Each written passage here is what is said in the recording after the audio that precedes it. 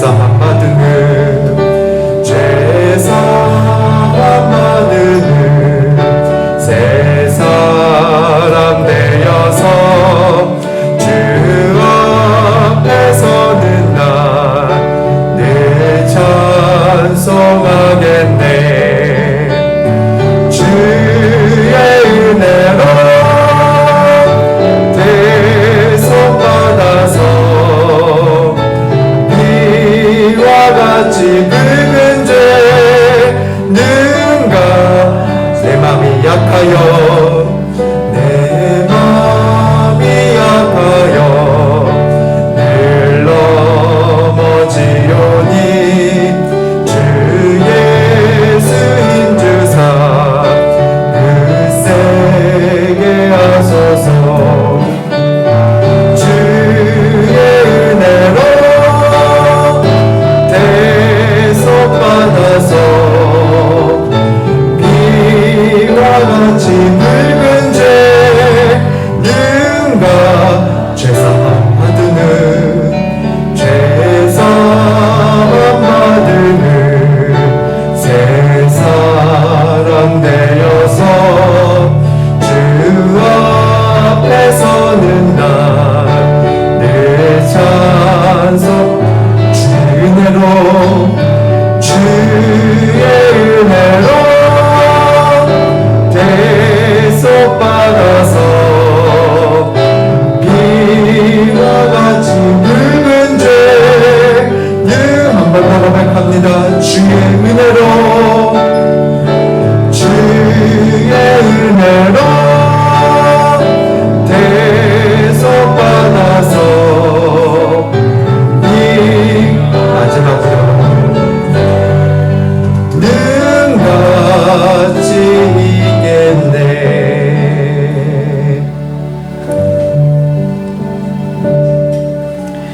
네, 우리 이어서 찬송가 154장 생명의 주여 멜류관 이어서 찬양하겠습니다.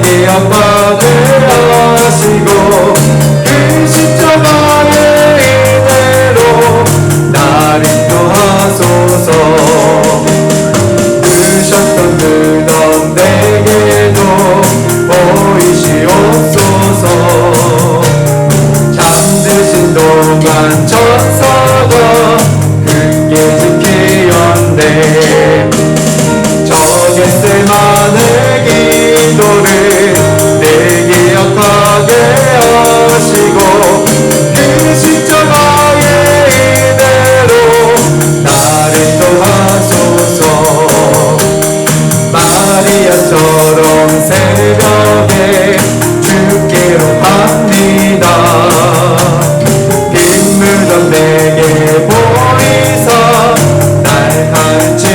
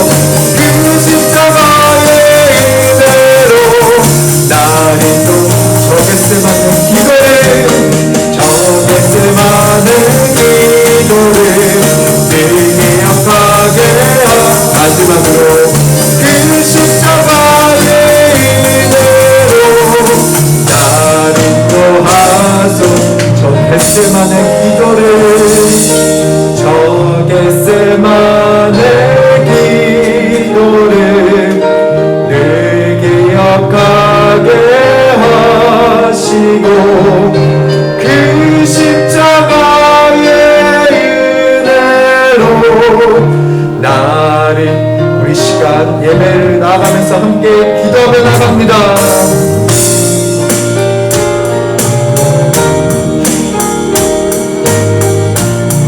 아버지 하나님 감사합니다. 주의 은혜로 모든 것을 감당하게 하시고 하나님의 은혜와 영광 속에 거하는 우리 모두가 되게 하여 주시옵소서. 그 아버지 하나님 은혜로 채워주시기를 원합니다. 아버지 하나님 역사하소서. 아버지 하나님 감사합니다. 하나님 은혜로 채워주소서. 주의 성령을 부어주시고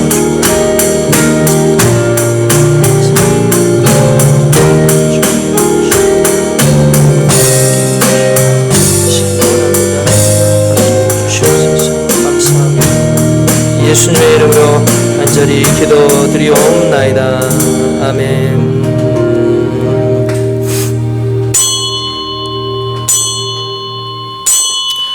다 함께 묵도 드리심으로 7월 둘째 주일, 셋째 주일 예배를 하나님 앞에 드리도록 하겠습니다. 우리 함께 묵도 드리겠습니다.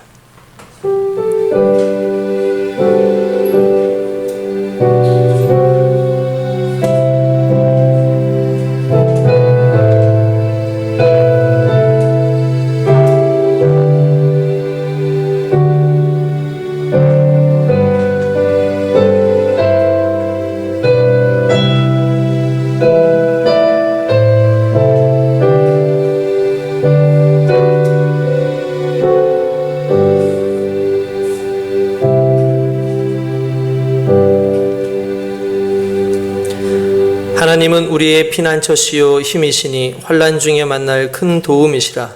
그러므로 땅이 변하든지 산이 흔들려 바다 가운데 빠지든지 바닷물이 솟아나고 뛰놀든지 그것이 넘침으로 산이 흔들릴지라도 우리는 두려워하지 아니하리로다. 한 시내가 있어 나뉘어 흘러 하나님의 성 곧 지존하신 이의 성소를 기쁘게 하도다. 하나님이 그 성 중에 계심에 성이 흔들리지 아니할 것이라. 새벽에 하나님이 도우시리로다. 아멘. 전능하사 전지를 창조하신 하나님 아버지를 내가 믿사오며 그 독생자 우리 주 예수 그리스도를 믿사오니 이는 성령으로 잉태하사 예언대로 처녀의 몸에서 나시고 나를 위하여 고난을 받으사 십자가에 못 박혀 죽으시고 장사한 지 사흘째 죽은 자 가운데서 다시 살아나시며 하늘에 오르사 전능하신 하나님 우편에 앉아 계시다가 거기로부터 산자와 죽은 자를 심판하러 오시리라. 성령을 믿사오며 거룩한 공교회와 성도가 서로 교제하는 것과 죄를 사하여 주시는 것과 몸이 다시 사는 것과 영원히 사는 것을 믿사옵나이다. 아멘. 우리 찬송 96장 통일 찬송가 94장 함께 찬양 드리도록 하겠습니다.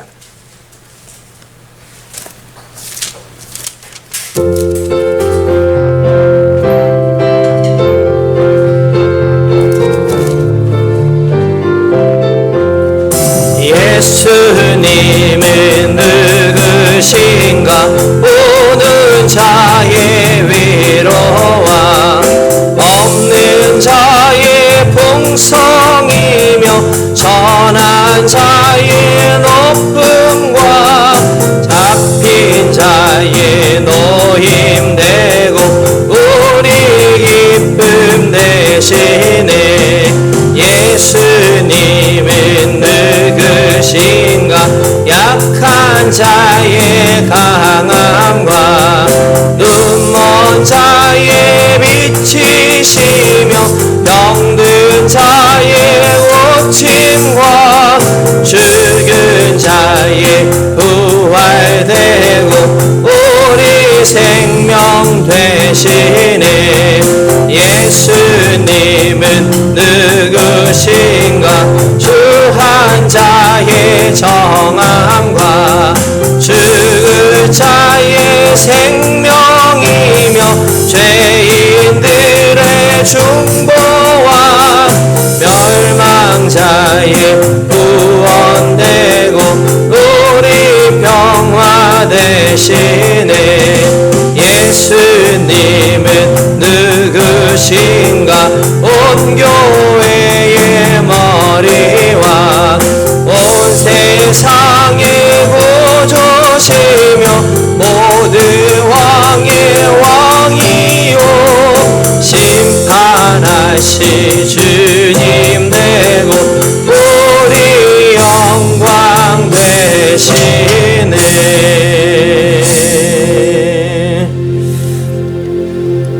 이 시간에 우리 이 예배를 위하여 김일순 권사님 나오셔서 대표로 기도 인도하시겠습니다.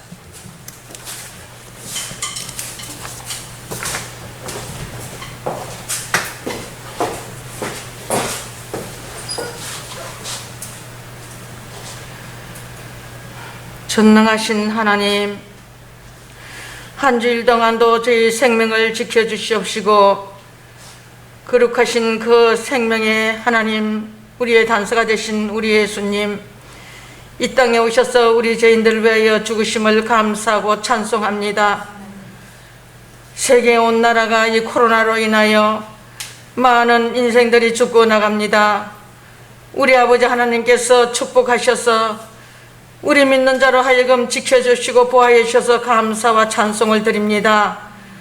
아버지, 이 악한 코로나의 귀신의 세력들을 온 세계에 다 물리쳐 주시옵시고 귀한 생명들 살려 주시옵소서.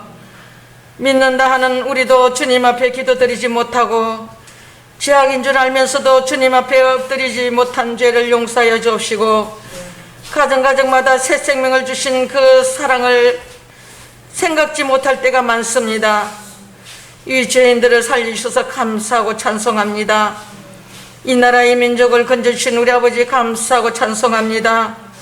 이 나라의 모든 악한 세력들 다 물리쳐 주옵시고 이단과 사슬을 예수의 피로 다 물리쳐 주옵시고 코로나 원수 귀신 사탄은 변의 귀신은 예수 이름 다 물리쳐 주시옵소서. 하나님 아버지여, 이 세상은 재앙만 가득한 세상이오니 우리가 주님을 믿지 않고는 어떻게 살겠습니까? 우리 모두가 다 십자가를 바라보는 자는 하나님께서 새 영생을 주시고 새 생명을 주신 줄 믿습니다. 한 사람도 생명에 지장이 없도록 주님 도와주시를 간절히 바라곤 합니다. 특별히 사랑하시는 우리 예수 혼적계를 축복하셔서 감사하고 찬송합니다. 사랑하시는 귀한 성도님들 하나님 한 사람 한 사람 다 예수 그리스도 보혈로서 씻어주시고 이 험하고 험한 세상을 이길 수 있는 힘을 주시옵소서. 부족하고 연약하고 정말 부질없는 저희들을 사랑하시어 십자가에 못 박히신 우리 예수님을 늘 생각할 수 있는 하나님의 귀한 권능을 허락하여 주시옵시고 말씀으로 거듭나는 저희 성도들 되게 하여 주시옵소서. 하나님 아버지, 우리 교회가 날로 부흥되기를 간절히 바라고 원합니다. 세상은 악하여 주님, 이제 아버지여 부흥은 고사하고 주님 믿는 자로 하여금 더 주저앉히게 하는 약한 세대에 우리가 더욱더 열심히 힘을 내어 아버지 말씀을 전하는 저들 되게 하여 주옵시고 한 영혼이라도 좀 구원받게 하여 주시옵시고 아버지 하나님 은혜로 주여 새 생명을 허락할 줄 믿습니다. 우리 성도들 지켜주시옵소서. 영육간의 강건함을 허락하여 주시옵소서. 아버지여, 우리 아버지여 주님, 노인부터 어린아이까지 모두 건강하게 하여 주시옵시고 머리카락 하나도 상하지 않도록 도와주시옵시고 이 무더운 여름이 아버지여 주님 닥쳐왔습니다. 이 무더운 여름을 잘 이 계절을 지키고 나갈 수 있도록 저희들에게도 지혜를 허락하여 주시옵시고 아버지 하나님이여 주님께서 한 사람도 나가지 없이 또 하나님이여 주님 건강한 모습으로 이 여름을 잘 이기고 나갈 수 있도록 도와주기를 간절히 바랍니다. 아버지 하나님이 축복하셔서 감사합니다. 우리 아버지 주님 청년들을 축복하시고 우리 장년들을 축복하시고 우리 학생들을 축복하셔서 그들의 진료를 아버지 하나님께서 복에 문을 주옵시고 대로 같은 길이 열리는 귀한 역사 있게 해주옵시고 작은 교회지만 큰 인물들 나오게 해주옵시고 큰 일을 하는 사람들이 나오게 해주시옵소서. 우리 아버지 하나님이여, 이 험한 아버지 세상을 정말 힘들게 사는 우리 청년들을 축복하시고 우리 장년들을 축복하여 주시옵소서. 우리 아버지 어떤 올해 대학교 들어갈 우리 학생들을 축복하여 주옵시고 한 사람도 나가지 없이 모두가 다 합격하는 귀한 역사 있게 하여 주시옵소서. 아버지 하나님 감사합니다. 우리 교회를 늘 넉넉한 교회를 축복하셔서 감사합니다. 재정으로 축복하시고 은혜로 채우셔서 감사합니다. 모든 성도들의 가정에 마음과 아버지 모든 생활에 넉넉함을 허락주옵시고 악한 영의 색들 틈타지 못하도록 영육간의 강건함 도록 하여 주시옵소서. 아버지 하나님, 이제 우리 말씀을 전할 귀한 목사님 단위에 섰을 텐데 아버지 하나님의 주옥 같은 말씀을 주님 앞에 전할 때에 그 우리가 받는 저희들의 아버지의 마음의 옥토밭이 되게 하여 주옵시고 이 시간을 통하여 모두 거듭난 삶이 되게 하여 주시옵시고 모든 악한 영의 새들 사탄은 예수 이름으로 다 물리쳐 주시옵시고 하나님의 놀라운 역사로 은혜 받는 시간 되게 하여 주시옵소서. 감사합니다. 이 시간은 첫 시간 영원히 마치고 끝나는 시간까지 3일차 하나님께서 지켜주길 간절히 바랐고 모든 말씀은 우리를 구원하신 우리 예수님의 귀하신 이름으로 간절히 감사하고 기도 올립니다. 아멘.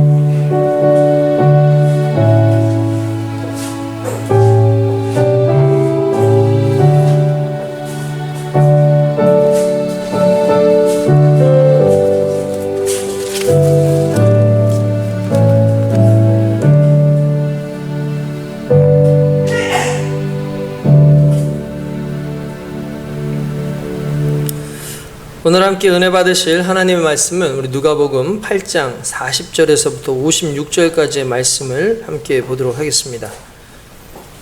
누가복음 8장 40절에서부터 56절까지의 말씀을 함께 보도록 하겠습니다.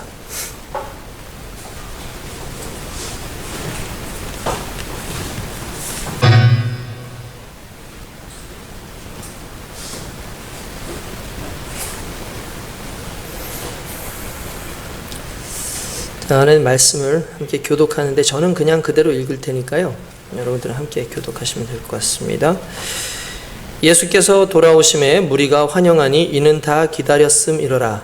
이에 회당장인 야이로라 하는 사람이 와서 예수의 발 아래 엎드려 자기 집에 오시기를 간구하니 이는 자기에게 12살 된 외딸이 있어 죽어가미로라. 예수께서 가실 때에 무리가 밀려들더라. 이해 12해를 혈루증으로 앓는 중에 아무에게도 고침을 받지 못한 여자가 예수의 뒤로 와서 그의 옷가에 손을 대니 혈루증이 즉시 그쳤더라. 예수께서 이르시되 내게 손을 댄 자가 누구냐 하시니 다 아니라 할 때에 베드로가 이르되 주여 무리가 밀려들어 미나이다. 예수께서 이르시되 내게 손을 댄 자가 있도다. 이는 내게서 능력이 나간 줄 알미로다 하신대 여자가 스스로 숨기지 못할 줄 알고 떨며 나와 엎드려 그 손댄 이유와 곧 나은 것을 모든 사람 앞에서 말하니 예수께서 이르시되 딸아 내 믿음이 너를 구원하였으니 평안히 가라 하시더라. 아직 말씀하실 때에 회당장의 집에서 사람이 와서 말하되 당신의 딸이 죽었나이다. 선생님을 더 괴롭게 하지 마소서 하거늘 예수께서 들으시고 이르시되 두려워하지 말고 믿기만 하라. 그리하면 딸이 구원을 얻으리라 하시고 그 집에 이르러 베드로와 요한과 야고보와 아이의 부모 외에는 함께 들어가기를 허락하지 아니하시니라. 모든 사람이 아이를 위하여 울며 통곡하매 예수께서 이르시되 울지 말라 죽은 것이 아니라 잔다 하시니 그들이 그 죽은 것을 아는 고로 비웃더라. 예수께서 아이의 손을 잡고 불러 이르시되 아이야 일어나라 하시니 그 영이 돌아와 아이와 곧 일어나거늘 예수께서 먹을 것을 주라 명하시니 그 부모가 놀라는지라. 예수께서 경고하사 이 일을 아무에게도 말하지 말라 하시니라. 아멘. 할렐루야. 네, 하나님 은혜가 오늘 저와 여러분들에게 함께 할 줄로 믿습니다. 우리가 특별히 온라인으로 하나님께 예배드리는 이 시간 특별히 하나님께서 우리의 심령 가운데 함께 하시고 이 예배의 시간 또한 이 예배의 전을 귀하게 구별하셔서 우리에게 복을 주시고 우리의 마음 가운데 주의 은혜로 충만케 하실 줄 믿습니다. 특별히 예배를 통하여 저와 여러분들이 주님을 더 가까이 대하는 그런 시간 될 수 있기를 원합니다. 무엇보다 이제 예배와 관련돼서 준칙을 잠깐 몇 가지 말씀을 드린다면 아무래도 영상 예배이기 때문에 예배 전 20분까지는 세면도 하시고 그리고 성경 찬송도 준비하시고요. 그리고 예배 복장을 정갈하게 이제 마련하셔서 입으시고 난 다음에 모든 가족들이 함께 준비하여 주시기를 부탁을 드리겠습니다. 우리가 하나님 앞에 예배드리는 이 귀한 시간이 여러분들도 아시겠지만 비록 장소는 이 예배당으로 해서 드리지는 못하지만 그러나 우리가 예배드리는 그 상황을 예배의 성전으로 확실하게 마련해 둘 필요가 있습니다. 그래서 예배에 대한 그 경건함을 물론 외형적인 부분이라 할지라도 준비되어져 있을 때에 우리가 내적으로 더 깊이 하나님께 예배 드리게 될 줄 믿습니다. 또한 주일 헌금을 온라인 계좌로 봉헌하여 주시기를 부탁을 드리겠습니다. 주일 헌금을 온라인으로 이렇게 보내실 때에 저희 그 계좌는 이미 다 올려져 있죠. 이미 오랫동안 되어 있기 때문에 이제 어떤 분들은 이제 아무래도 예배인데 그냥 이제 예배 온라인으로 드리다 보니까 아무런 생각이 없이 그냥 지나치시는 분들도 때때로 있는 것 같아요.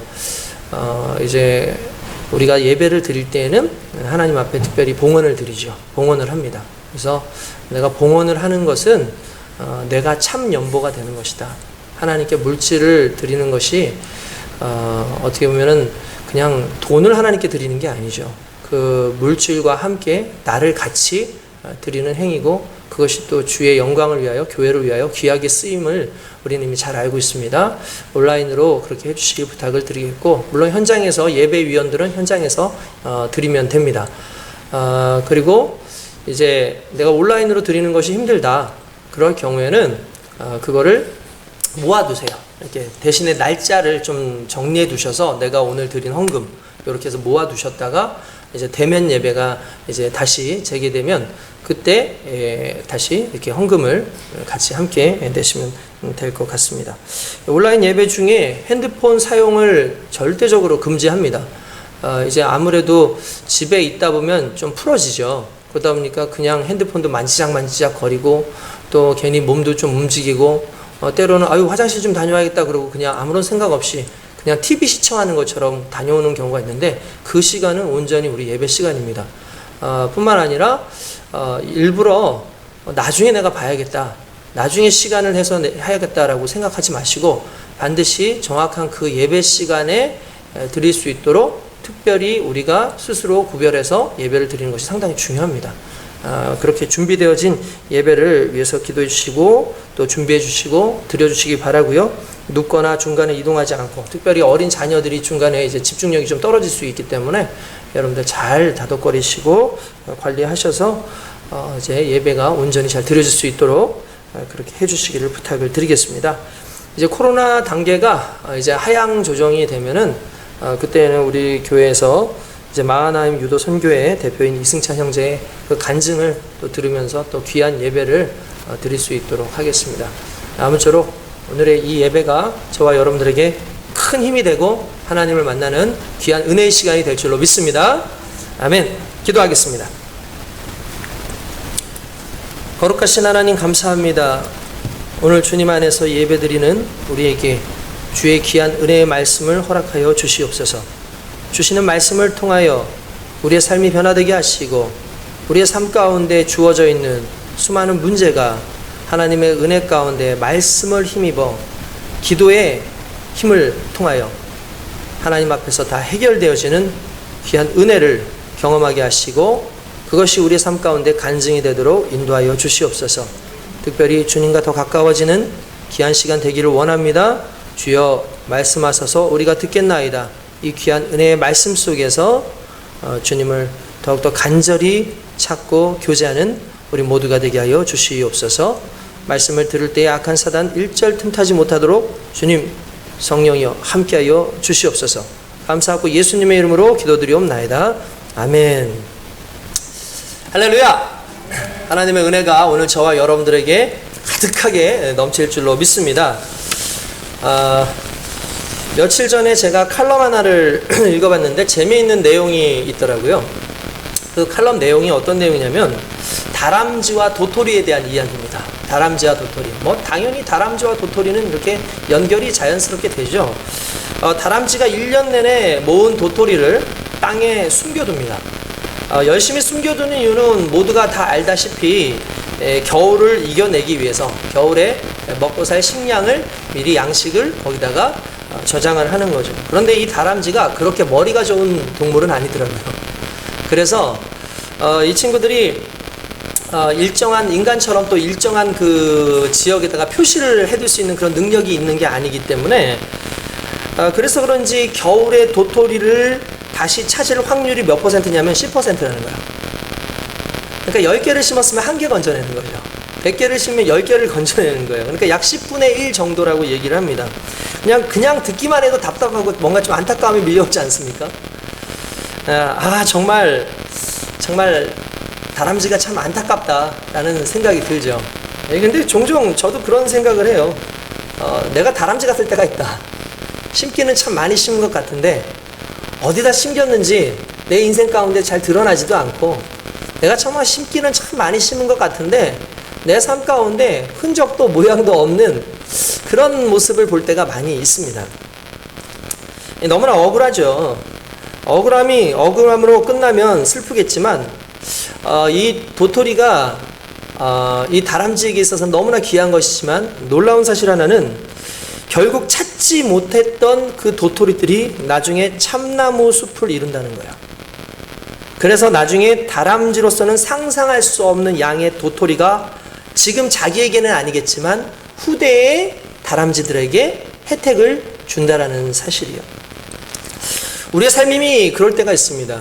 우리의 노력을 묻었고 우리의 열심과 기도를 묻었는데 당장 찾지 못하는 그런 기도의 결과들이 솔직히 우리 삶 가운데 많이 있습니다.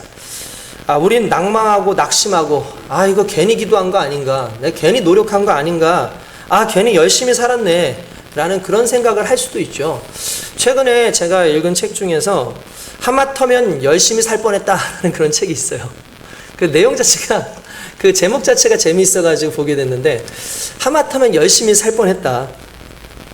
여러분, 이게 꼭 그런 의미만은 아니겠지만 내가 열심히만 하면 무조건 될 거라는 일종의 종교같이 우리는 열심을 행한다는 거예요.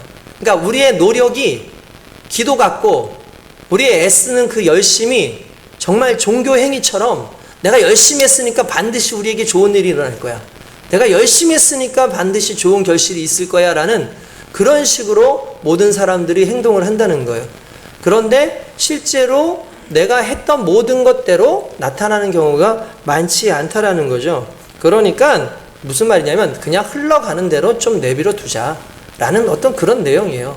내가 열심히 사는 것도 중요하지만 때때로 한번 뒤돌아보자. 그래서 나를 한번 좀 살펴보자.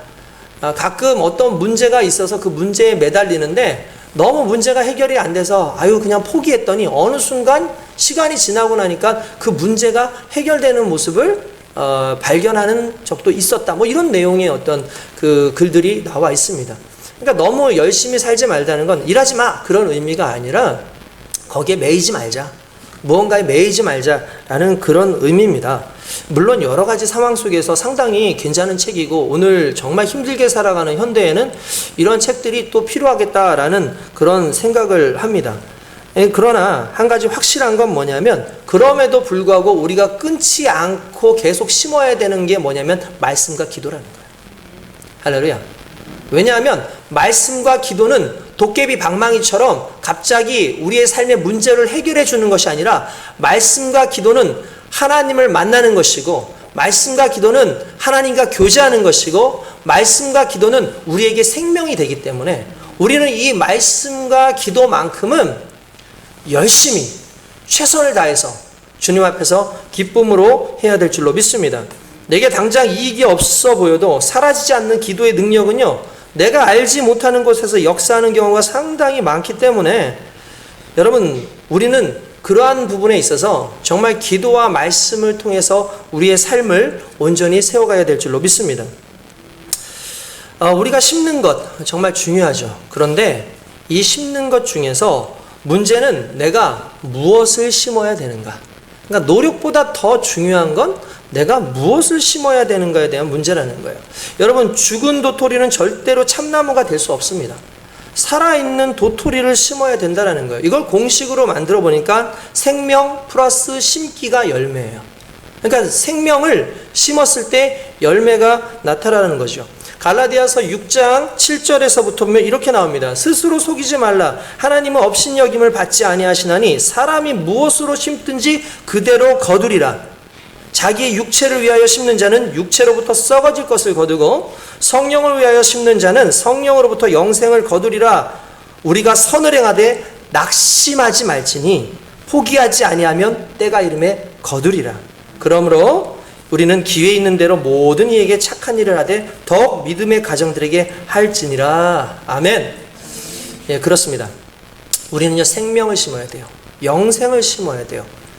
그냥 세상 가운데 우리의 노력이 그냥 일반적인 그냥 열심의 노력이 아니라 무슨 노력이 되면 생명을 심는 노력, 기도를 심고 말씀을 심고 그리스도의 복음을 심는 그 노력이 결국 그리스도의 생명으로 부활의 영생으로 우리 삶 가운데 드러나게 될 줄로 믿습니다. 그 가운데 중요한 게 또 뭐였냐면 낙심하지 말고 포기하지 말아라. 여러분, 언제 낙심하게 됩니까? 결과가 당장 나타나지 않을 때 사람들은 낙심을 해요. 그러나 낙심하지 않는 것, 그것이 믿음이라는 거예요. 왜 그렇습니까? 하나님께서 말씀으로 주신 것은 반드시 이루어지기 때문에 말씀을 붙잡고 기도하고 말씀을 붙잡고 심은 모든 사람들은 반드시 그 말씀 안에서 지금 당장은 아닐지 모르지만 하나님의 때와 하나님의 뜻에 맞춰서 우리 삶 가운데 그것이 드러나게 될 줄로 믿습니다. 그렇기 때문에 하나님 앞에서 저와 여러분들은 낙심하지 말아야 됩니다. 낙심하지 않고 오직 기도로서 끝까지 주님 앞에 주님의 뜻을 구하는 저와 여러분 되시길 주님의 이름으로 축원드립니다. 오늘 그 원리가 성경에 나오는 것을 좀 볼 수 있는 것 같습니다. 마태복음, 마가복음, 누가복음을 일반적으로 뭐라고 부르냐면 공관복음이라고 그래요. 공관복음. 왜 공관복음이라냐면 공통된 관점에서 쓰여졌기 때문이다. 그래서 공관복음이라고 합니다. 그러나 실제로는 실은 좀 달라요. 각각 쓰여진 복음서마다 보낸 그 대상도 다르고 그리고 쓰여져 있는 뭐 내용은 거의 비슷할지 모르겠지만 그러나 거기에서 해석하는 바가 다르기 때문에 공관복음은 지금 엄격히 따져보면 공관복음이 될 수 없지만 그럼에도 불구하고 공관복음이라고 하는 이유는 같은 내용들이 자주 등장하기 때문에 그렇다라는 겁니다. 오늘 내용도 실은 마태, 마가, 누가복음에 공통적으로 등장하는 내용이고 특별히 설교하기에 가장 좀 여러분들에게 이해가 쉽겠다 싶어서 제가 오늘 누가복음 말씀을 가지고 여러분들에게 은혜를 함께 나누고자 합니다. 여러분들 아마 회당장 야이로에 대해서는 이야기를 많이 들어봤을 겁니다. 우리가 회당장이 뭔지 상당히 궁금할 때가 있죠. 도대체 회당장이 뭐 하는 사람이야? 이스라엘이 이제 멸망하고 난 다음에 성전이 무너지고 납니다. 성전이 무너지고 나니까 온 모든 백성들이 다 흩어져서 이제 사는 그런 포로로 끌려가기도 하고 아니면 다른 곳으로 가기도 했죠. 이전까지만 해도 그들에게 있어서 성전이라고 하는 것은 자신의 삶과 똑같았고 하나님의 임재를 상징하는 것이기 때문에 그 성전이 사라질 것에 대해서 전혀 생각하지 못했는데 성전이 사라져 버렸다는 거예요. 성전이 사라지고 나니까 이제 하나님께서 주신 유일하게 남은 것이 있는데 그게 뭐였을까요? 그게 말씀이었어요. 그게 율법이었어요. 그러다 보니까 이 마을 지역 단위로 이제 흩어져 있는 사람들끼리 함께 모여서 회당이라는 걸 만들고 그 회당에서 하나님의 말씀을 읽는 거예요. 그러니까 이제 주일 예배를 무엇으로 드리는 거예요? 이제 말씀을 강독하고 그 말씀을 듣고 말씀을 해석하는 것을 가지고 이제 주일, 흔히 말하는 그 안식일을 지키는 어떤 그런 상황이 된 겁니다. 거기에서 그 담임 목사님과 같은 그런 역할을 하는 이제 회당을 관리하고 그리고 가장 나름대로 덕망이 있는 랍비가 바로 회당장인데 오늘 여기서 등장하는 야이로는 바로 그런 회당장 중에 한 사람이었다라고 여러분 보시면 된다라는 사실이죠. 이 회당장이었던 야이로에게는 딸이 하나 있었어요. 성경에 보니까 외딸이었습니다. 그러니까 외동딸이었다는 거죠. 그러니까 얼마나 귀한 딸이겠습니까? 근데 예수님께서 기적들을 행하고 어느 날 어떤 마을에 일정 마을에 도착을 하니까 이 회당장이 기다리고 있는 거예요. 이 야이로가 기다려서 예수님을 만나서 뭐라고 얘기하냐면은 예수님 저를 도와주십시오. 우리 딸이 크게 병에 들렸는데 죽어가고 있습니다. 주님 고쳐주십시오 라고 이야기를 합니다. 그때 예수님께서는요 외면하지 않아요. 그리고 나서 그에게 말하기를 그래 가자 내가 내 딸을 고쳐주겠다 라고 이야기를 합니다. 그리고 길을 가죠. 길을 가는데 얼마나 마음이 야이로가 급하겠습니까? 이게 부모의 마음 아니겠습니까? 일반적으로 부모의 마음은 솔직히 내 문제보다 자녀의 문제가 터지면 더 마음이 닳고 자녀에게 문제가 생기면 그걸 어찌할 바 몰라가지고 허둥지둥대고 마음이 확 급해져요. 그러니까 야이로도 그런 상황이었을 거예요. 예수님을 모시고 막 집으로 갑니다. 이 웬만하면 앞에 사람들 다 치우고 진짜 오늘날 같으면은 좋은 차를 대절을 해서라도 가든지 정말 비행기를 타든 KTX를 타든 아마 그렇게 해서라도 예수님을 빨리 모시고 가픈 그런 심정이었을 겁니다. 그런데 갑작스럽게 생각지 않은 상황 하나가 발생을 합니다. 예수님께서 가는 도중에 수많은 무리들이 그 당시에 예수님은 거의 슈퍼스타 아니겠습니까? 그러니까 예수님을 막 에워싸가지고 밀면서 가는 거예요. 한참 예수님이 밀려서 가다 갑자기 예수님 멈추십니다. 그러고 나서 이렇게 얘기합니다. 야, 방금 누군가 내 몸에 손을 댔다. 방금 내 몸에 손을 댔어. 누구야? 라고 얘기를 합니다. 아니, 여러분 생각해 보십시오. 그 자리에 수많은 사람들이 있었고, 수많은 사람들이 밀치고 가는데, 아니, 예수님을 만지는 사람이 한둘이겠습니까? 그런데도 불구하고 예수님께서는 누군가 지금 내 몸을 만졌다라고 그렇게 얘기를 하시는 거예요. 그러니까 순간적으로 제자들이 다 어리둥절하고 모든 사람들이 어리둥절할 때 베드로가 얘기합니다. 주여, 주여, 지금 여기 사람들이 얼마나 많은 줄 아십니까? 당연히 밀다 보면은 만질 수도 있고 그런 것이지 여기에서 서가지고 하십니까? 하는데 예수님이 뜻밖의 이런 말을 하십니다. 아니다. 내 몸에서 능력이 나갔다. 내 몸에서 능력이 나갔다 라고 말씀하시는 거예요. 그러니까 예수님께서 멈추신 이유는 그냥 평범하게 누군가 만진 것이 아니라 누군가 믿음으로 나를 만졌다라는 사실이에요. 누군가 믿음으로 나를 건드렸고 그 믿음으로 말미암아 내 안에서 하나님의 능력이 나갔음을 예수님이 아신 거죠. 그때 한 여인이 숨길 수 없다라는 걸 알기 때문에 벌벌벌 떨면서 주님 앞에 나옵니다.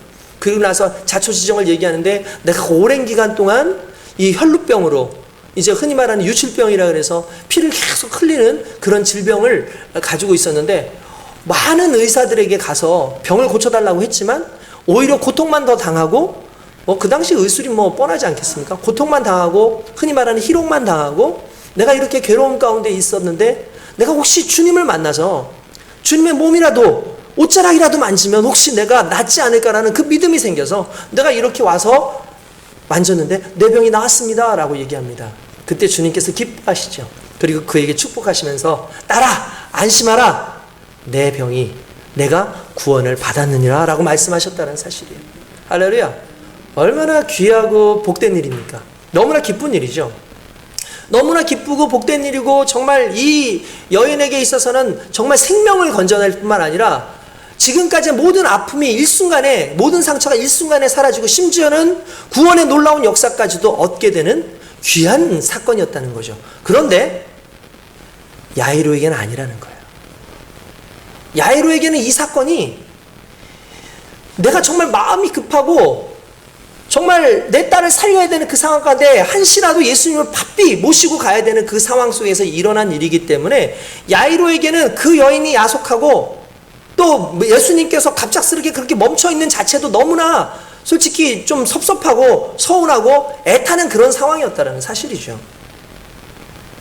어떻게 보면은 우리가 우리의 삶에 거의 매여 있을 때 우리가 보지 못하는 것이 뭐냐면 다른 사람들의 기쁨이에요. 일단 우리가 우리의 삶 가운데 뭔가 빠져있고 우리가 우리의 삶에 매여있고 내가 어떤 중요한 위기와 문제 가운데 있을 때 우리는 다른 사람들의 기쁨이 기쁨으로 여겨지지 않아요. 다른 사람들에게 나타나는 그런 수많은 좋은 것들이 내게 좋은 것으로 느껴지지 않는 게 실은 인간의 모습이라고 할 수 있는 거죠. 그럼 고민이 되죠. 왜 예수님은 갑자기 그렇게 하셨을까? 왜 예수님은 그렇게 하셨을까?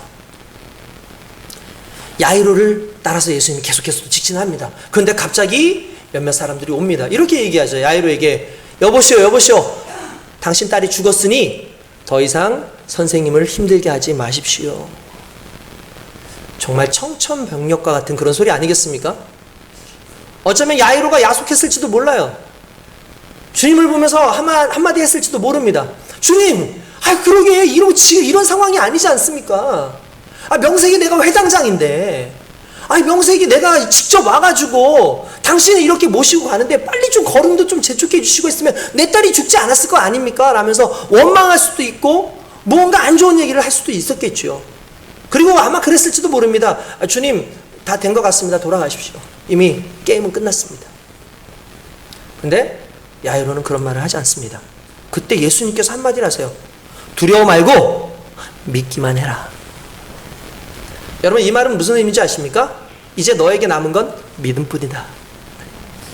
이제 이 상황에서 변화시킬 수 있는 건 믿음뿐이다 라는 이야기였던 거예요. 믿음을 얘기하시죠. 어떤 믿음이었을까요? 예수님께서 가십니다. 가셔가지고 보니까 이미 사람들이 울고 있어요. 그때 베드로하고 야고보하고 몇몇 제자들만 데리고, 그리고 그 부모와 함께 들어가면서 그 울고 있는 자들, 울지 마라! 아이가 잔다! 라고 얘기합니다. 여러분, 이거 얼마나 뚱딴지 같은 소리입니까? 죽은 아이를 잔다고 얘기하는 거예요. 그러니까 사람들이 이미 죽은 줄 알기 때문에 비웃는 거죠. 깔깔깔거리면서 비웃는 거죠. 여러분, 이렇게 비웃을 때에, 깔깔깔깔 거릴 때에 사람은 동조돼요. 야이로의 마음이 동조되지 않았겠습니까?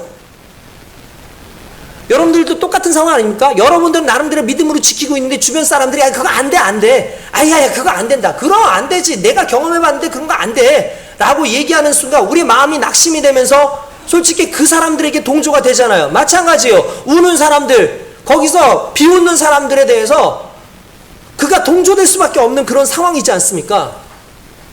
그건 당연한 거예요. 우리도 인생 살면서 그런 거 많이 경험하잖아요. 우리의 믿음이 무너지는 그 순간이 온 거죠. 근데 그때 예수님께서 뭐라고 말씀하셨냐면 다 나가라. 이 믿음 없는 것들 다 나가라.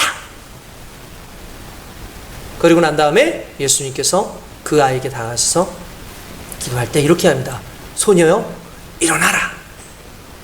소녀여 일어나라. 그 순간에 아이가 눈을 뜨더니 벌떡 일어서더라는 사실이에요. 할렐루야. 이건 어마어마한 상황이고 얼마나 놀라운 사건인지 모릅니다. 하나님께서 이 아이를 살리신 그 그리스도 예수의 그 능력은 단순히 우리에게 그냥 한 이야기로서 주신 것이 아니라 우리의 삶 가운데 엄청 중요한 메시지를 던지고 계신다는 사실이에요. 왜 그러냐면은 여러분 보십시오. 지금 이 상황에서 필요한 건 아까 전에 뭐라 했어요? 믿음이었다고요. 수많은 믿음을 흐리게 하는 것들이 많이 있었고, 내 믿음을 무너뜨리게 하는 낙심도 있었고, 내 믿음을 어떻게 보면 간절하게 하고 있는 그러한 중간중간에 어떤 해프닝들도 있었고, 또 왔더니 함께 죽은 아이를 놓고 울고 있는 그들의 낙심과 또한 예수님을 조롱하고 있는 수많은 상황들이 전체적으로 믿음을 무너뜨리기에 너무나 완벽했다라는 거예요. 그런데 이 완벽한 믿음을 무너뜨리는 그 상황 가운데 우리 주님께서는 두려워 마라, 믿기만 하라 라고 하신 건 어떤 믿음이냐면 전환의 믿음이에요. 무슨 말이냐면 내가 이 아이를 고칠 거라고 믿니? 그럼요, 믿죠. 그러면 왜 살릴 거라고 믿잖아. 예수님은 고치는 데 머무시는 분이 아니라 살리는 데까지 가시는 분이라는 걸 믿게끔 하는 데 가장 중요한 목적이 있었다는 사실입니다. 할렐루야. 여러분 믿으십니까? 여러분 살리는 그리스도의 은혜가 우리 가운데 있기를 주님의 이름으로 축원드립니다.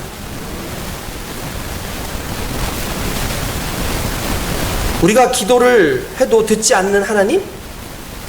왜 지금 당장 이런 문제가 터졌죠? 라고 얘기할 때 주님께서 보여주시고자 하는 건 문제 해결이나 치료가 아니에요. 주님께서 보여주시고자 하시는 건 결국 살리십니다. 제가 요즘에 교제하고 있는 우리 형제 하나, 제가 계속해서 말씀드렸던 그 형제가 자기가 묵상을 하던 중에 사도 요한에 대해서 묵상을 했다는 거예요. 사도 요한에 대해서 묵상했는데 여러분들 아시겠지만 사도 요한은 일반적으로 예수님의 제자들과는 좀 다른 부분이 있었습니다. 그게 뭐냐면 뭐 많은 부분에서 다른 부분이 있고 가장 나이도 어렸지만 가장 좀 다른 부분이 있다면 유일하게 제자들 중에서 순교당하지 않고 늙어서 90세가 넘은 나이에 자연사한 제자입니다.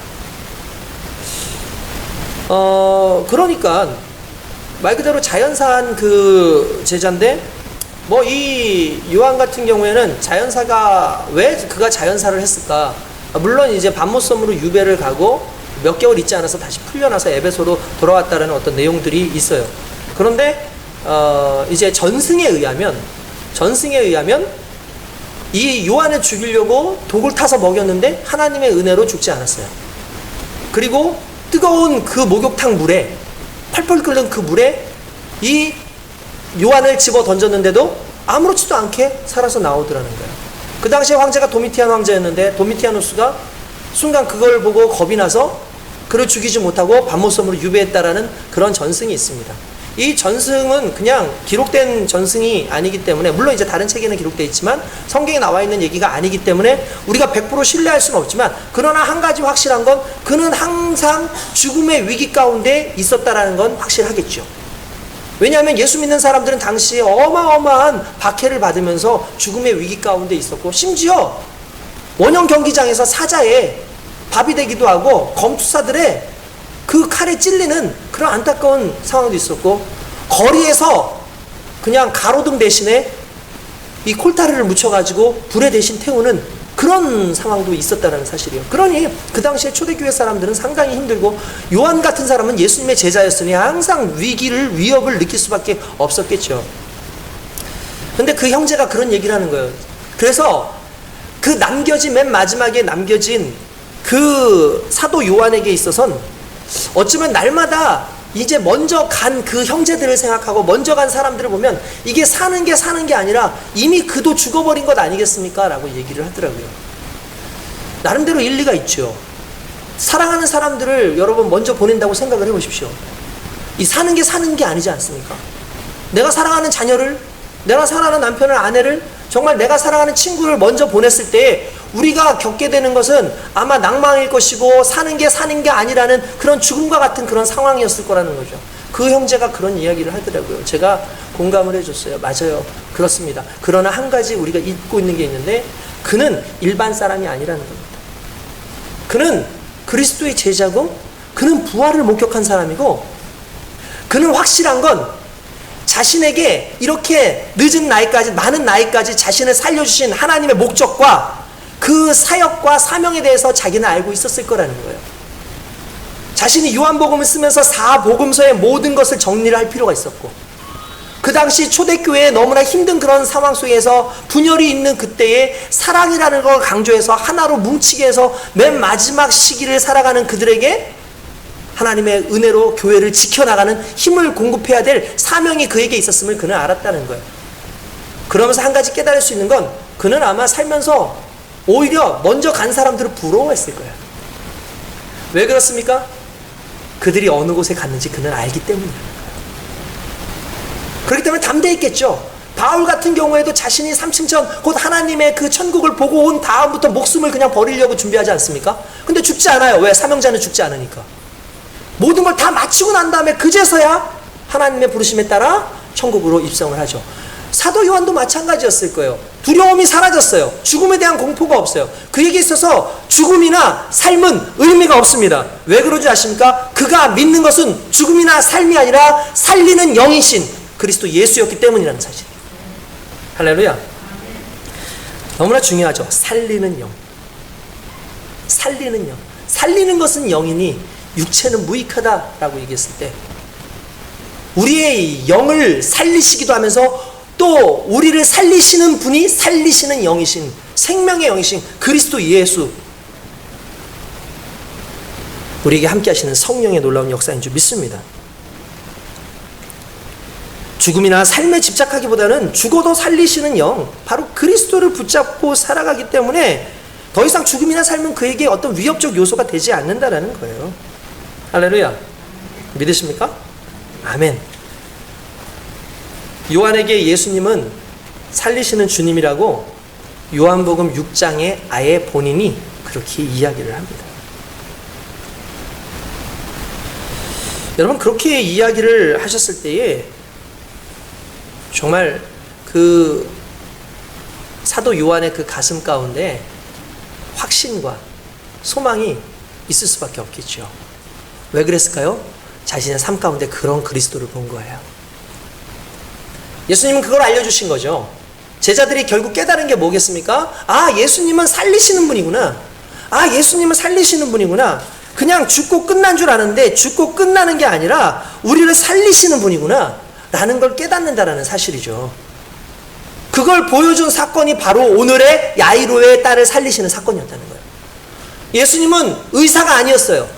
예수님은 그냥 정치가가 아니었어요. 예수님은 그냥 어떤 많은 사람들한테 나름대로의 선생으로서 도덕적인 가치를 가르치는 분이 아니라 나는 구원자고 내가 곧 생명이다. 내가 곧 살리는 이다 라는 걸 보여주신다는 사실이죠. 이렇게 될 때 중요한 건 야이로의 믿음은 어느 순간에는 고치는 예수님에 대한 믿음이었는데 이제 그의 믿음은 바뀌었어요. 무엇으로? 살리시는 예수님은 바뀌었다라는 사실이죠. 할렐루야. 이게 믿음의 영역을 넓히는 거예요. 할렐루야. 아멘. 믿으십니까? 성경에 보면은 믿음의 영역을 뚫고 나오는 사람들이 상당히 많이 나옵니다. 우리가 잘 아는 방금 전에 있었던 혈루병에 걸렸던 여인도 믿음의 영역을 뚫고 나온 거죠. 의사들을 더 이상 믿지 않아요. 이제 나를 살릴 분은 예수님밖에 없다 해서 그 영역으로 뚫고 나온 겁니다. 바디메오 같은 경우 보십시오. 지나가면서 예수님 소문을 듣습니다. 아, 내가 예수님이 아니곤 도저히 내가 눈뜰 기회가 없겠다. 그래서 모든 사람들이 서 있음에도 불구하고 신경 쓰지 않아요. 그들을 제치고 다윗의 자손 예수여 나를 불쌍히 여겨주시옵소서, 내 눈을 뜨게 하여 주시옵소서 라고 얘기할 때 주변 사람들이 야 저리 가, 어디 지금 거지가 지금 예수님 지금 가시는데 말이 많어, 아직 내 순번도 안 하는데 무슨 네 순번까지 지금 얘기를 하고 있어, 저리 가 라고 했을 겁니다. 그때 나왔던 말이 뭔지 아십니까? 더 크게 소리 질러. 그게 뭐예요? 믿음의 영역을 뚫고 나오는 거예요. 자신이 가지고 있었던 어떤 믿음의 한계, 믿음의 영역을 뚫고 나가는 또 다른 믿음의 도약이 있었다는 사실이죠. 그때 예수님께서 그를 불쌍히 여기시고 그의 눈을 띄워주셨다는 사실입니다. 중풍병자와 친구들이 있었습니다. 중풍병으로 인해서 이는 너무나 오랜 기간 동안 고통을 당하고 있었습니다. 예수님에게 가려고 그러니까 예수님이 어떤 집에 들어가 계시는데 설교를 하시는데 도저히 거기 갈 수가 없어요. 그 중풍병자의 그 친구들이 그를 상에 매달고 어디로 가냐면 지붕 위로 올라갑니다. 그리고 지붕을 뚫고 내려서 예수님을 만나죠. 여러분, 이게 가능한 겁니까? 일반적인 상식이 아니에요. 그런데 믿음이 있었어요. 주님이 반드시 고친다. 예수님 안에 내려왔어요. 많은 사람 난리가 났어요. 아마 베드로 난리가 났습니다. 왜 지금 지붕을 뚫고 난리야? 지금 남의 집 지붕을 지금 뭐 하는 짓이야? 아마 그렇게 소리 질렀을지 몰라요. 그런데 그때 예수님께서 그에게 뭐냐면 걱정하지 마라, 안심해라, 내 죄 사함을 얻었다, 네가 구원을 얻었다 라고 얘기하십니다. 할렐루야. 그리고 금방 고쳐져서 나왔다라는 사실이죠. 할렐루야. 뿐만 아니라 하인을 위해서 찾아온 백부장, 그도 믿음의 영역을 뚫고 나온 사람 아니겠습니까? 이방인으로서 예수님의 소문을 들었습니다. 그 예수님이 뭐라고, 그리고 자기의 하인이 뭐라고. 근데 그에게는 믿음이 있었어요. 그리고 예수님을 찾아가죠. 예수님께서 그래? 하인이 죽어가? 그러면 내가 빨리 가서 고쳐줄게 라고 하는데, 그때 이 백부장의 소리, 아닙니다. 저도 남의 수하에 있고 또한 제 아래 사람을 부리는데 저에겐 권세가 있어서 야 움직여 하면 움직이고, 야 저리 가 그러면 저리 가고, 내가 일을 시키면 합니다.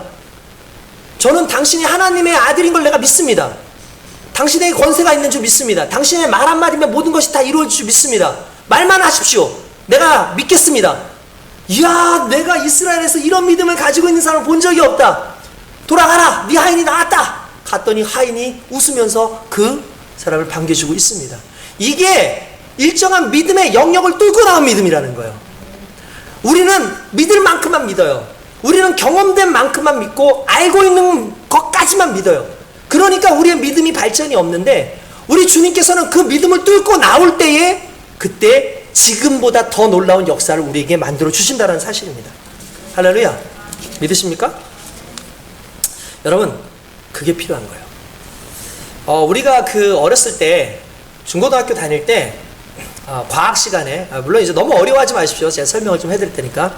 과학 시간에 뉴턴의 제1법칙이라는 게 있어요. 만유 인력과 관련된 거죠. 근데 여기에서 나오는 그 법칙 중에 하나가 뭐냐면 F는 ma다 라는 말이 있어요.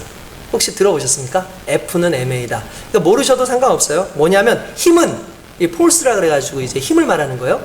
힘은 뭐하고 뭐의 곱하기냐면 질량, 흔히 말하는 무게, 중량과 가속도의 곱하기다 라고 얘기를 했어요. 그러니까 힘이라는 건 그렇게 나와요. 가끔씩 축구를 이게 좀 설명을 해드릴게요. 가끔씩 축구를 할 때 공을 세게 이렇게 차서 빠른 슛을 하는 사람들이 있어요. 그러면 그 사람들은 어떻게 해서 이렇게 빠른 슛을 할까? 그러면 일단은 다리통이 큰 사람들이 있고 발목이 엄청나게 굵고 아주 단단한 사람들이 있어요. 근데 그보다 더 중요한 건 속도를 빠르게 휘저어요. 그럼 가속도가 붙는 거예요. 여러분 생각해 보십시오. 제가 요 주먹을 가지고 우리 이제 서성준 집사님 같은 경우에는 이제 주먹이 크시더라고요. 권투도 하셨고. 근데 그분이 제 요 조그만 주먹하고 그분 주먹하고 똑같은 속도로 이렇게 때렸다고 한번 생각해 보세요. 사람을. 그러면 누구의 손에 더 타격감을 많이 받을까요? 저보다는 주먹 큰? 무게가 더 강한? 그분의 이 주먹이 더 그럴 거예요. 그런데 거기에 플러스로 속력을 빠르게 팍 하고 주잖아요? 그러면 힘이 몇 배나 늘어나는 거예요. 그러니까 힘이라는 건 무게 곱하기 가속도예요. 가속도. 이해되셨죠? 예. 요게 지금 힘이라는 거예요. 힘은 결국 무게와 이제 가속도가 붙을 때에 힘이 더 크게 나온다라고 얘기하는 겁니다. 제가 왜 이 이야기를 하느냐? 그런데 갑자기 여러분 보세요. 무게까지는 이해가 돼요. 무거우니까 더 빨리 가라앉겠지. 무거우니까 더 이제 좀 힘이 더 가해지겠지라고 생각돼요. 근데 그냥 속도라고 하지 않고 가속도라는 말을 썼어요. 가속도라는 게 뭡니까? 일정한 속도가 아니라 속력이 증가되는 거예요. 속도가 빨라지는 거예요. 그죠? 그러니까 속도가 이만큼에서 더 빠르게 가야 되는 거죠. 근데 왜 속도가 더 붙어야지 지금보다 더 큰 힘이 생기냐면 중력 때문에. 중력은요 힘을 빨아당기죠. 중력이 있기 때문에 그 공이 계속 안 굴러가는 거예요. 계속 굴러가다가 중력이 있으니까 멈추는 거예요. 그죠? 근데 그 중력을 뚫기 위해선 지금 내가 이 정도의 그 중력을 뚫기 위해선 지금 나를 붙잡고 있는 이 중력을 뚫기 위해선 더한 힘과 더한 가속도가 붙어야지 그 중력을 뚫고 나갈 수가 있겠죠. 여러분들의 믿음도 그런 거 아닙니까? 지금 여러분들이 가지고 있는 이 믿음의 힘이 있어요. 크기가 있어요. 근데 그 크기가 왜 발전하지 않을까? 왜 크게 더 나아가지 않을까냐면 똑같은 무게와 항상 똑같은 속도로 신앙생활을 하는 거예요. 저는 이거를 좀 편하게 얘기하면 이렇게 얘기하고 싶어요. 가속도라는 건 변화를 의미해요. 속도는 일반적이지만 가속도는 변화가 일어나는 거예요. 그러면 여기에서 좀 쉽게 더 얘기를 하자면은 이런 거죠. 중력을 뚫기 위해서는 중력보다 더 센 힘이 그리고 더 빠른 그 속도가 가해져야 되는 겁니다. 관성의 법칙에 의해서 막 가야지 그렇게 되는 거예요. 그러면 이걸 좀 더 쉽게 얘기해보자. 영적 힘이 어디서부터 나오냐면 말씀의 무게가 커져야 돼요. 뭐가 커져야 된다고요? 말씀의 무게가 커져야 돼요. 왜냐면 말씀의 힘이니까. 그 말씀의 무게가 커져야 되고 거기에 플러스로 우리의 기도의 시간과 기도의 속도와 기도의 힘이 가속이 붙어야 된다는 거예요. 그 가속 속에는 간절함이 있어야 돼요.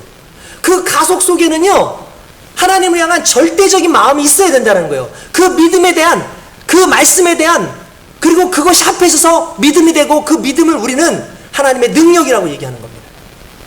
할렐루야. 아까 전에도 얘기했지만 혈류병 걸린 여인이 등장하는 거 무척이나 짜증나는 일이겠죠. 어쩌면 중력처럼 자기의 그 바쁨을 붙잡고 있는 그런 힘일지도 몰라요. 그런데 이때 그에게 필요한 건 결국 주님을 향한 더욱더 간절함과 주의 말씀을 믿는 거예요. 걱정하지 마라, 내가 낫게 해줄게. 그 말씀을 믿고 그냥 가는 겁니다. 그게 힘이 되고 그게 믿음이 되는 거예요. 할렐루야. 이 부분이 필요하다는 거예요. 중력이 속도를 방해하는 것처럼 우리 삶 가운데 중력처럼 하나님 앞에 달려가고 믿음의 역사를 일으킬 때에 방해되는 수많은 요소들이 있거든요. 그러면 그때 우리가 할 수 있는 방법은 내가 노력하는 게 아니라 말씀의 무게를 더 크게 하고 기도의 속도를 더 올리는 거예요. 그때 하나님의 놀라운 능력이 우리 삶 가운데 나타나게 되는 줄로 믿습니다. 믿음도 마찬가지죠. 지금의 믿음이 그 이상의 믿음으로 가야 됩니다. 그 영역을 뚫고 나가야 됩니다. 이 지금까지의 우리의 믿음의 한계는 병 고치시는 예수님의 한계였다면 이제는 병 고치는 예수님이 아니라 살리시는 예수님으로 가줄 수 있는 믿음의 힘이 무엇을 근거로 해야 되냐면 말씀과 기도를 근거로 해서 나가야 된다는 사실이에요. 오늘날은 바로 이 가속도가 붙고 힘이 나가야 되는 말씀과 기도의 무게가 있어야 되는 시기라는 거죠. 할렐루야. 우리가 더욱더 기도할 수 있기를 원합니다. 특별히 의미 있는 사실은요, 야이로가 원한 것은 예수님께서 병 고치는 거였죠. 근데 예수님이 병 고치는 것만 아니라 예수님은 살리시는 은혜를 주셨어요. 나의 기도하는 것보다 더욱 응답하시는 하나님. 나는 고쳐주시는 예수님을 기대하고 불렀는데 내 믿음은 고쳐주는 예수님까지였는데 내 믿음의 한계를 지나가고 가니까 고쳐주시는 예수님이 아니라 살리시는 예수님, 그 살리시는 예수님 이후에 나를 영생하게 하시는 예수님을 경험하게 된다는 사실입니다. 그게 믿음의 영역을 뚫고 나가는 저와 여러분들의 모습이어야 된다는 사실입니다. 할렐루야. 그 믿음 안에 있기를 원합니다. 저와 여러분들이 그 안에서 진정한 하나님의 은혜를 경험할 줄로 믿습니다. 오늘 여러분, 우리가 기도해야 될 때입니다. 우리가 기도해야 될 때예요. 하나님은 우리를 받으시는 하나님이죠. 이렇게 힘들 때, 문제가 있을 때, 이 야이로의 믿음이 흩어질 때, 너 틀린 믿음 가지고 있구나, 너 잘못된 믿음 갖구나, 그렇게 얘기하지 않고 오히려 뭐라고 얘기하시냐면 안심해라, 두려워하지 말라, 그리고 지금이 믿음의 때다. 예수님의 모습에는 부정적인 개념이 없어요. 항상 긍정적인 개념이 있고, 그 긍정적 개념은 기적을 일으킬 뿐만 아니라 기적 이후에 그들의 삶에 하나님의 영광이 임하도록 하는 능력이었다는 거예요. 할렐루야. 저와 여러분들도 우리의 믿음이 더욱더 긍정적이기를 원합니다. 최근에 어떤 분이 소개를 해줘서 알게 된 책인데, 사람들은 왜 스타벅스로 가는가 라는 책이 있어요. 하워드 베아라고 하는 사람이 과거에 그 CEO였는데 그 사람이 쓴 책입니다. 최근에 제가 여러분들한테 그 수요 예배 때 김명삼 목사님 그 영상에 보면은 스타벅스 관련된 내용이 하나 나와요. 그런데 그 내용 말고 다른 내용인데, 이제 스타벅스 CEO인데 자기가 이제 글을 쓰면서 이런 얘기를 해요. 어느 날 이제 스타벅스가 이곳저곳에 다 많이 생겨났는데 그걸 조금 이렇게 좀 줄이는 그런 상황도 있었고, 서비스를 좀 더 살려야 되는 어떤 그런 상황이 됐어요. 그때 스타벅스 매장이 여러분 일반적으로 몇 시에 문을 열죠? 7시에 문을 엽니다. 여러분도 아시겠지만 현대인은 아침에 커피를 마시지 않으면 하루가 시작되기 힘들 만큼 커피는 이제 기호식품이 아니라 일상생활의 필수 자원 같은, 힘 같은 그런 존재가 돼버렸어요.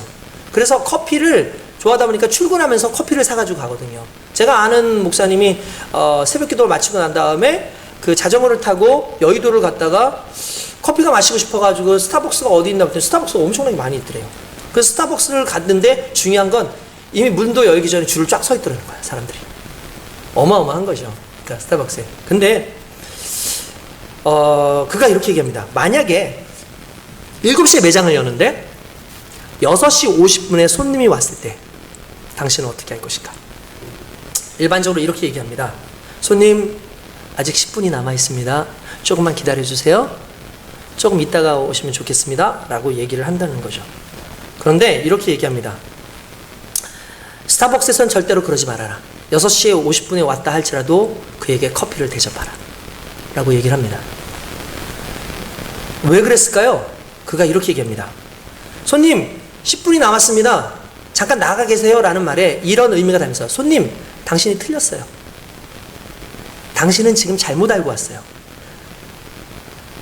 당신은 이 시간에 오면 안 될 사람이 온 거예요. 라고 하고 그에게 틀렸다고 얘기한다는 거예요. 그런데 만약에 그에게 아우 잘 오셨습니다.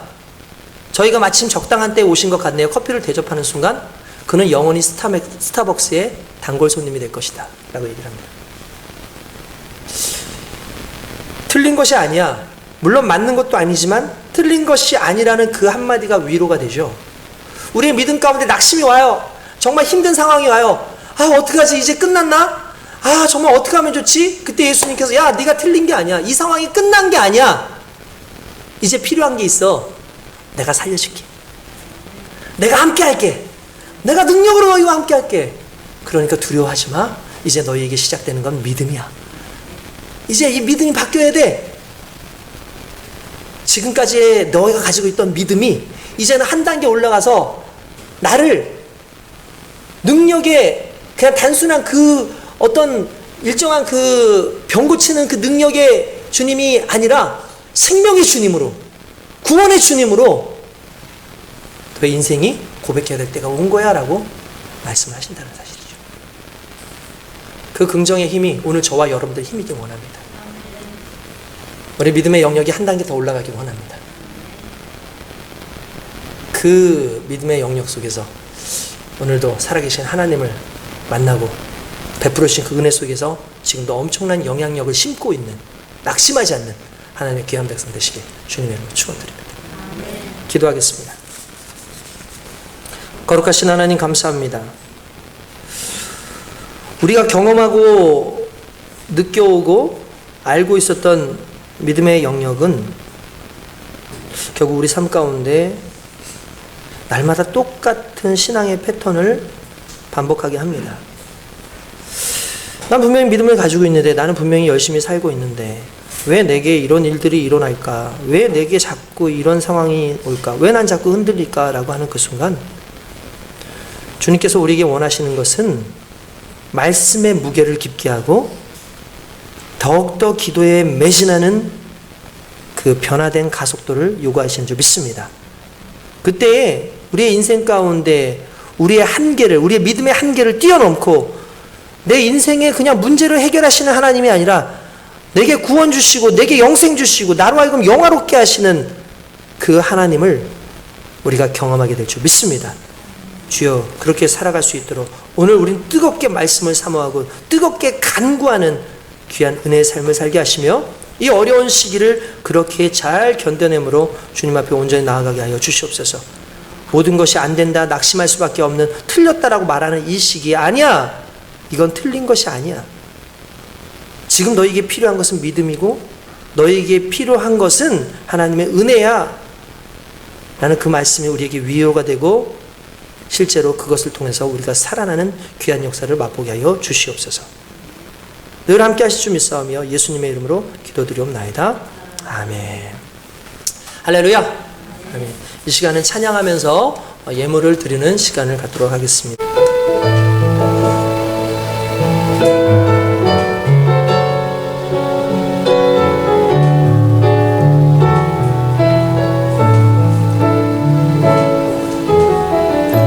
나의 기도하는 것보다 더욱 응답하실 하나님, 나의 생각하는 것보다 더욱 이루시는 하나님, 우리 가운데 역사하신 능력대로 우리들의 간구함을 넘치도록 능히 하신 주님께 모든 영광과 존귀 찬양과 경배를 돌리지어다.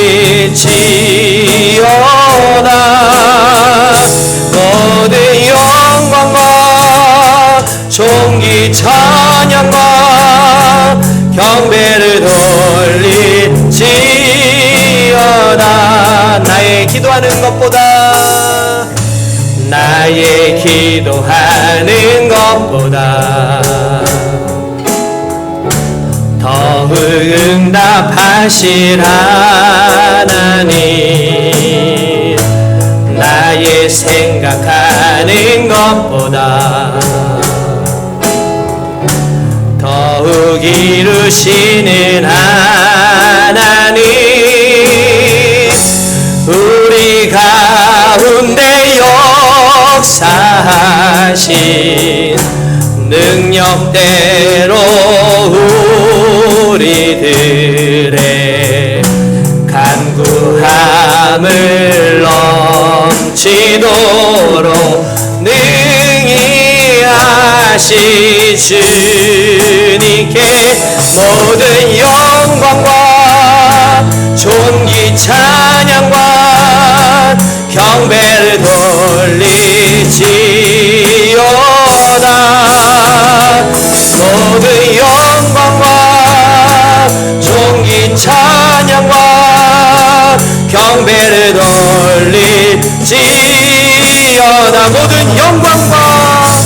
모든 영광과 존귀 찬양과 경배를 돌리지어다. 모든 영광과 존귀 찬양과 경배를 돌리지어다.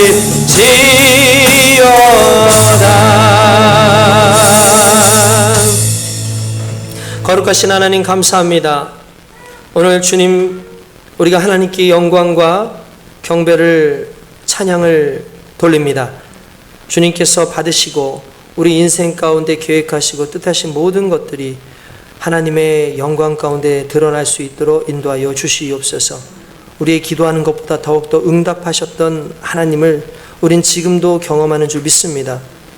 주여, 이제 우리는 주의 응답에 믿음으로 반응할 때인 줄 믿습니다.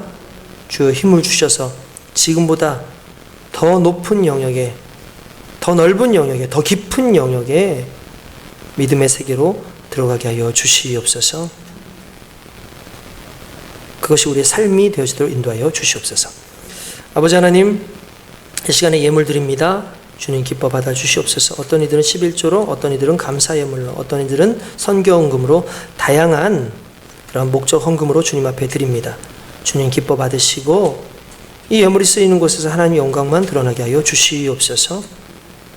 주여, 이 시간에 문제가 있어 가슴에 손을 얹고 기도합니다. 어떠한 문제든 오늘 이 시간에 그리스도의 은혜 가운데 믿음의 영역을 넓혀 해결되어 준 귀한 은혜를 누리게 하여 주시옵소서. 가정의 문제, 직장의 문제, 사업의 문제, 학업의 문제, 또한 계획하고 있었던 모든 일 가운데 일어나는 자질구레한 모든 문제들, 사람과의 그 관계 속에서 일어나는 문제, 내 마음 가운데 놓지 못하고 있는 수많은 문제들까지도 오늘 그리스도의 은혜 가운데 해결되어지도록 인도하여 주시옵소서. 이 시간에 아버지 아픈 부에 손을 얹고 기도합니다. 주님께서 함께하여 주셔서 주님 치료의 강선을 바라여 주시옵소서. 나사렛 예수 이름으로 명하노니 모든 질병은 묶음을 놓고 물러갈지어다.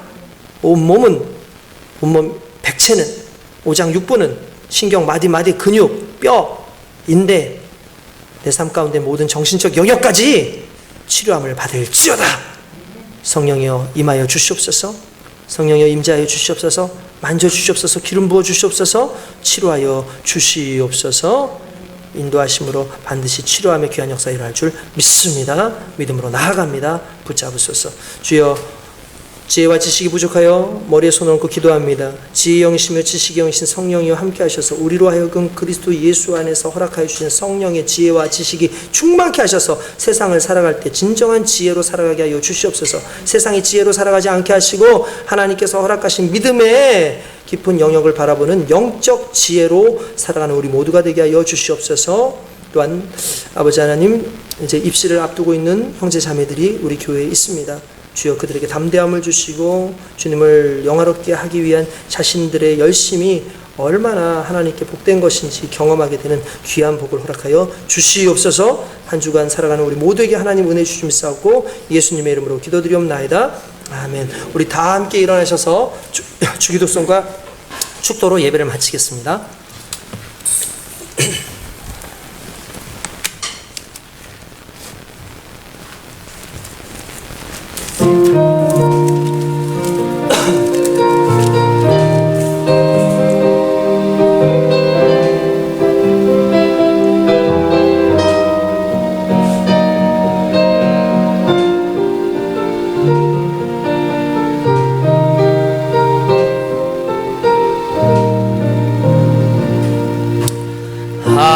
하늘에 계신 아버지 이름 거룩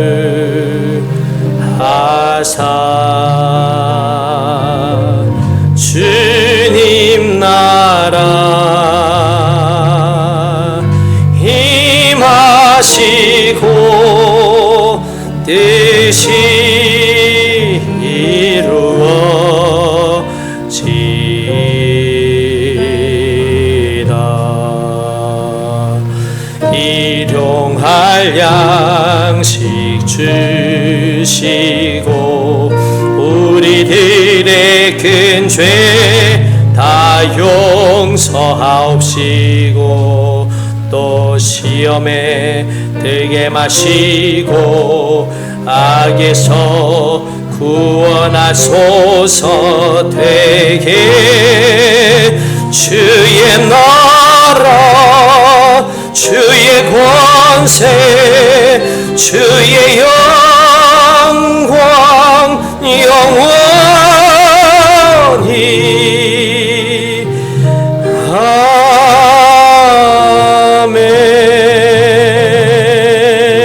아멘. 이제는 우리 가운데 역사하셔서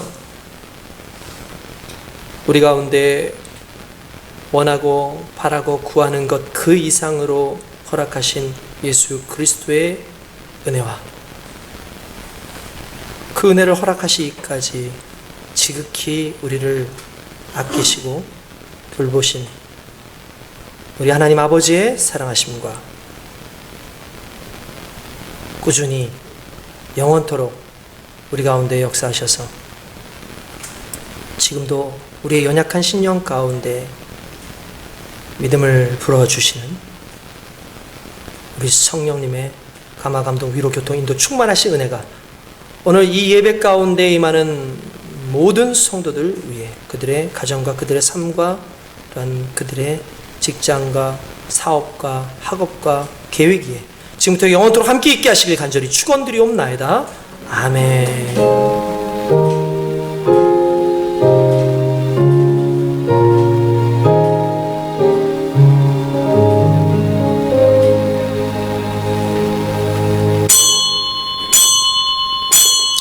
이것을 예배의 모든 수를 마칩니다. 우리 하나님께 감사와 영광의 박수 올립니다. 할렐루야. 한 주간도 승리하시기 바랍니다.